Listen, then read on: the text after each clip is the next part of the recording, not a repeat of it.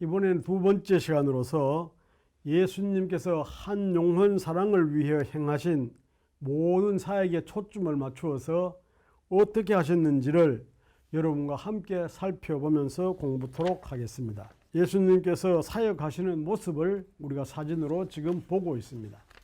그럼 먼저 한 영혼 사랑에 들어가시기 전에 예수님께서 활동하신 지역을 지형으로 한번 살펴보겠습니다. 예수님은 갈릴리 유대 지역을 다니시면서 때때로 이방인들이 사는 지역 두로, 스로보니게, 데가볼리까지 찾아가시면서 하나님의 나라를 가르치셨고 사람들을 섬기고 사랑하시며 많은 사람들을 치유하는 기적을 행하셨습니다. 갈릴리는 복음서에서 매우 자주 등장하는 지명 중에 하나인데 가버나움, 가나, 나사렛 등은 모두 갈릴리 지방에 있습니다. 예수님의 삶과 가르침은 대부분 이 갈릴리 지방에서 이루어졌던 것입니다. 예루살렘은 강조할 필요도 없는 곳이죠. 왜 그럴까요? 그 이유는 예루살렘 성전 때문이죠. 유대인의 정신적 핵심이기도 하고 대제사장들과 최고 권위를 누리는 곳이었기 때문입니다. 한 영혼 사랑을 위해서 예수님께서는 3년의 공생의 기간 동안 시공을 초월하며 능력을 베풀기도 하시지만 직접 당신의 손을 사용하셔서 사람들을 어루만지고 치유하셨습니다. 한 영혼 사랑을 위해서 예수님께서 행하신 사역 몇 가지를 예를 들어보면 예수님께서 한 영혼 사랑은 공중에 나는 새들보다 소중하다. 들에 핀 백합화보다 소중하다. 돼지 2,000마리보다 소중하다. 천하보다 소중하다. 이렇게 한 영혼을 소중하게 생각을 하셨고요. 또 이 한 영혼 사랑을 5가지로 집약해서 보면 첫 번째로는 먹이시고 하늘을 우러러 축사하시고 떡을 떼셔 마태복음 14장 19절에 나오는 말씀이고요. 또 두 번째로는 고치시고 백성 중에 모든 병과 모든 약한 것을 고치시니 마태복음 4장 23절에 나옵니다. 또 세 번째로는 가르치시고 온 갈릴리에 두루 다니시면서 그들의 회당에서 가르치시며 라고 마태복음 4장 23절에 말씀하시고 있고요. 용서하시고 아버지 저들을 사하여 주시옵소서 누가복음 23장 34절에 기록되어 있고요. 기도하시고 우리를 위하여 간구하시는 자신이라 로마서 8장 34절 이렇게 예수님의 한 영혼 사랑을 5가지로 집약시켜 볼 수가 있습니다. 그러면 이제 한 영혼 사랑 과정에서 첫 번째로 나오는 공생의 3년을 우리가 한번 생각해 보겠습니다. 공생의 3년은 3가지 크게 나누어서 보면 하늘의 비밀, 사랑 때문에 피곤하신 예수님, 비빌 언덕이 되어 이렇게 3가지로 나누어 공부를 하면서 이 3가지를 또 10가지로 구분해 볼 수 있습니다. 첫 번째로 하늘의 비밀은 제자들을 부르심, 예수님의 가르침, 산상수훈, 비유로 가르치신 예수님, 생명의 떡이신 예수님. 두 번째로 사랑 때문에 피곤하신 예수님에 대해서는 사람을 사랑하는 예수님의 손, 사랑 때문에 피곤하신 예수님, 거라사 광인을 온전케 하심. 세 번째로 비빌 언덕이 되어는 선한 사마리아인 비유, 재물의 사용에 관한 가르침, 소외된 자들의 친구가 되는 예수님. 이렇게 10가지로 분리해서 공부해 보겠습니다. 첫 번째로 하늘의 비밀, 첫 번째로는 제자들을 부르심이 되겠습니다. 이 제자들이 부르심에서 예수님은 사역을 시작하시면서 공생의 3년 동안을 동행할 12명의 제자들을 선택합니다. 이 화면에 나오는 제자들이죠. 베드로, 안드레, 야고보, 요한, 빌립, 바돌로메, 도마, 마테, 알페의 아들 야고보, 다데오, 시몬, 가룟 유다. 이 12제자 이름을 불러보면서 생각나는 것이 제가 시골에서 유년주일 학교 다닐 때 초등학교 1, 2학년 때쯤 됐겠죠. 그때 여러 가지의 성경 노래를 많이 배웠지만 다른 건 다 잊어버려도 12제자 노래는 기억이 나서 못 부르지만 제가 불러보고 싶습니다. 베드로와 안드레, 야고보, 요한, 빌립과 바돌로메, 도마와 마테, 알페오의 아들 야고보와 다데오 시몬과 가룟 유다 예수 판자라. 이 노래는 아직도 기억을 하고 있습니다. 제자들은 예수님과 3년 동안 동고동락을 하시면서 예수님 곁에서 그분의 사역을 도우며 많은 것을 배우게 됩니다. 결국 제자들은 부활의 증인이 되는 것입니다. 이 점에서 변화산 사건이 먼저 일어나게 되는데요. 이 변화산 사건에 참여한 제자들은 베드로와 요한과 야고보였습니다. 예수님께서 다볼산으로 추정되는 산에 오르시자 예수님의 얼굴이 해같이 빛나며 꽃이 빛과 같이 휘어졌다라고 말씀합니다. 또 예수님께서 모세와 엘리야, 이 모세와 엘리야는 율법과 선지자의 대표가 되시는 분들이죠. 이 모세과 엘리야가 예수님과 함께 이야기하고 계시는 것을 볼 수가 있었습니다. 그 이야기 중에 십자가의 죽으심을 예고하시기도 합니다. 이 예루살렘에서 별세하실 것이라고 함은 두 사람 모두 다 출애굽과 관련된 말씀으로서 별세라는 말은 헬라어로 엑소더스, 출애굽을 가리키는 것입니다.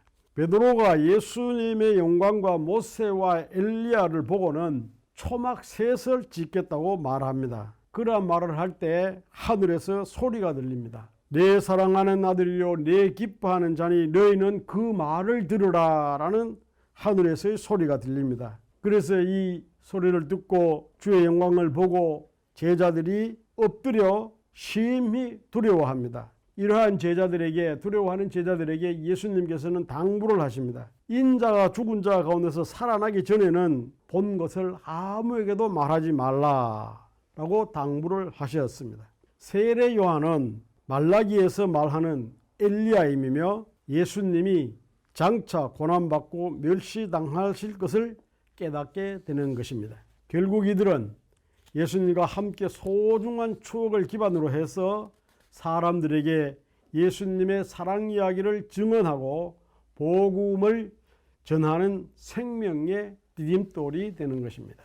하늘의 비밀 두 번째로 예수님의 가르침 산상수훈이 되겠습니다. 이 산상수훈이라 함은 모세의 율법 이후 하나님께서 직접 들려주시는 새 율법, 새 기준이라고 할 수 있습니다. 마태는 예수님께서 산 위에서 하신 설교들을 마태복음 5장, 6장, 7장에 기록하였는데요. 우리 귀에 예수님께서 직접 말씀해 주시는 것 같은 느낌으로 예수님의 말씀을 직접 우리가 들을 수가 있습니다. 이 산상수훈의 첫 말씀은 복이었습니다. 예수님께서 말씀하시는 복은 세상 사람들이 생각하는 복의 개념과는 완전히 다릅니다. 이 땅에서는 만사형통하는 것이 복이라고 여기는 사람들에게 예수님께서는 진정한 복이란 하늘의 것, 보이지 않는 천국을 그 마음에 소유하는 것이라고 말씀하십니다. 이 산상수훈을 집약해서 한 세 가지로 생각해 보게 되면요. 이 산상수훈 중에서 첫 번째로 성경 전체의 숲이자 핵심이 되는 것은 너희는 먼저 그의 나라와 그의 의를 구하라. 그리하면 이 모든 것을 너희에게 더하시리라. 마태복음 6장 33절 말씀이 성경 전체의 숲의 요약이자 핵심이 되는 말씀이 되겠고요. 두 번째로 황금률 말씀은 무엇이든지 남에게 대접을 받고자 하는 대로 너희도 남을 대접하라. 이것이 율법이요 선지자 아니라 라고 마태복음 7장 12절에 기록을 하고 있습니다. 이 말씀은 이웃과의 관계에서 새겨들어야 할 말씀입니다. 여러분, 다른 사람으로부터 칭찬받고 싶습니까? 먼저 다른 사람의 좋은 점을 찾아서 칭찬하시면 됩니다. 누군가로부터 사랑을 받고 싶으십니까? 그렇다면 먼저 그 사람을 사랑하면 되는 것입니다. 세 번째로 산상수훈의 마지막 가르침은 실천인데요. 나더러 주여 주여 하는 자마다 천국에 들어갈 것이 아니요 다만 하늘에 계신 내 아버지의 뜻대로 행하는 자라야 들어가리라. 또 누구든지 나의 이 말을 듣고 행하는 자는 그 집을 반석 위에 지은 지혜로운 사람과 같으리니 마태복음 7장 24절에 이렇게 말씀을 하고 계십니다.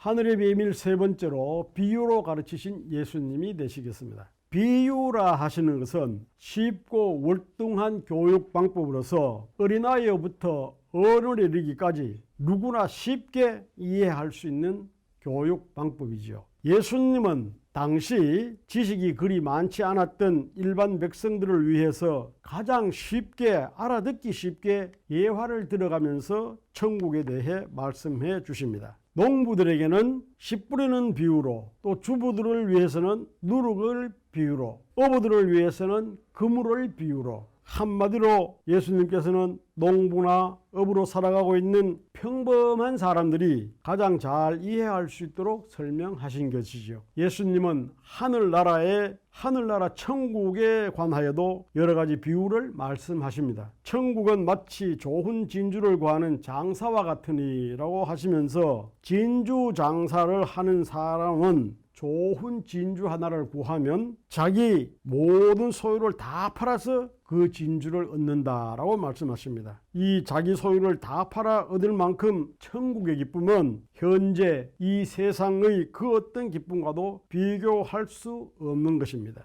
이렇게 각자의 눈높이에 맞게 비유를 통해서 하나님 나라 이야기를 가르치십니다. 여기에서 이야기, 비유를 한번 요약해서 말씀해 보면, 이야기를 요약하면 비유가 되고 비유를 키우면 이야기가 됩니다.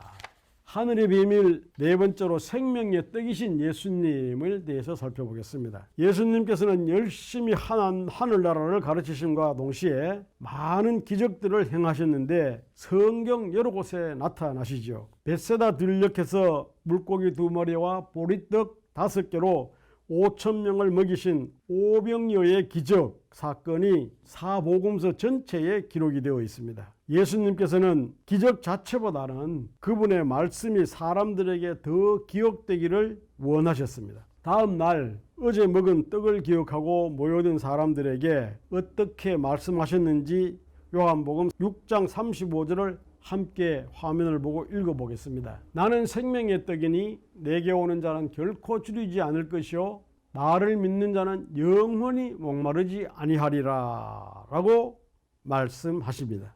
어느 날 바리새인 중에 유대인의 관원인 니고데모라고 하는 사람이 밤에 예수님을 찾아옵니다. 이 찾아온 니고데모에게 예수님께서는 사람이 거듭나지 않으면 하나님 나라를 볼 수 없다라고 요한복음 3장 3절에서 말씀을 하십니다. 이 말씀을 들은 니고데모는 그 말씀을 잘 이해하지 못하므로 두 번째 모태에 들어갔다가 날 수 있사옵나이까? 라고 엉뚱한 질문을 예수님에게 합니다. 그러자 예수님께서는 거듭나야 한다고 하십니다. 이 거듭난다고 하는 것은 물과 성령으로 태어나는 것, 즉 우리의 모든 것이 하늘에서 오는 하나님의 능력을 통해 완전히 새로운 생명을 얻는 것을 의미한다고 설명해 주십니다.